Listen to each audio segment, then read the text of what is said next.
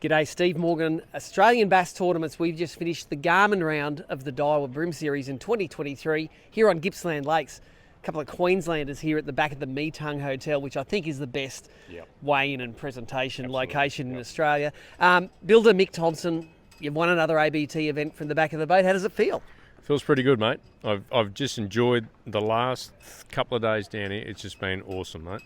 Anyone who's maybe not from Victoria, explain how good the fishing's getting in this Gippsland Lakes net-free zone. Like the size and the numbers of fish, it seems to improve every time we come here. Well, yeah, I'm like I said before, I didn't come down here last year, but I've noticed this week so far, bigger fish, not as many of them from where I was, but just good quality fish and heavy fish. They're very well conditioned as well. Yeah, there's nothing wrong with those fish. This isn't your first ABT win as a non-boater. How many have you won there? Second, maybe? Three. So how many have you got till you catch up Grayson? Quite a few. Lots more. There'll be two figures. You're one of the crew. You guys all do well. You fish well. You camp well together.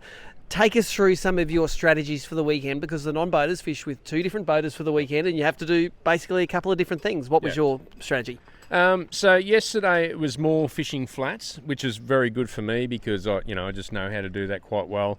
But the biggest thing down here, if you're fishing on a flat, it's all about as slow as you can go. If you think you're winding slow enough, slow down again. Slow down more. Yeah. So it's all about twitches and pauses and going slow, feeling the bottom, make sure you're working across everything. And that was the big thing for me yesterday. Today was completely different, of course, up in Hollands. It was fishing edges, in very close, very gnarly country.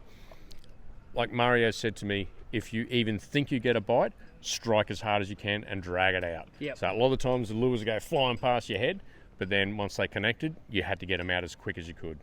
Take us through, I think this is the flats outfit that you have here. It's the Daiwa BREAM Series. You're channeling some of the Daiwa Karma because there's a lot of Daiwa right here. There's a lot of Daiwa right here. So yeah, this is one of my favourite, the TD Black. It's the limited edition with the I love cork handles. Yep. With the Daiwa Luvius reel. Again, it's all Daiwa gear. But this lure I've actually found quite well down here is the matte prawn. It's probably the only lure that I've used on the flats the whole time I've been here, and it's just works so well for me. That's the spike, is it the 53, the bigger 53, yeah. Yep.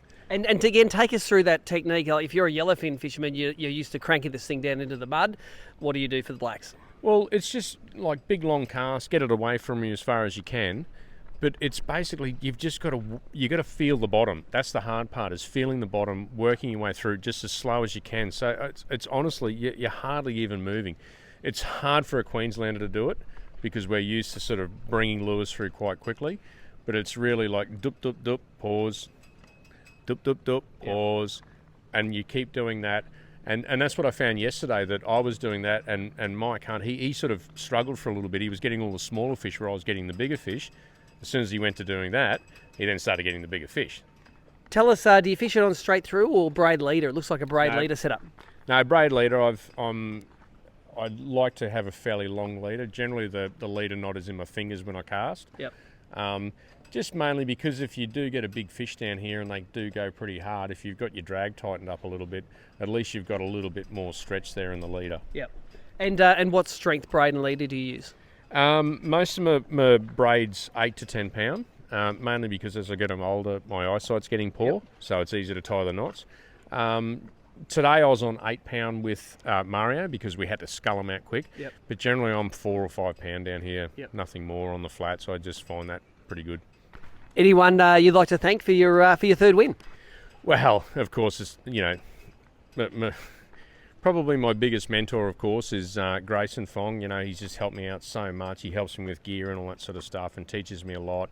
And Cam Whittam, we do quite well when we all sort of fish together.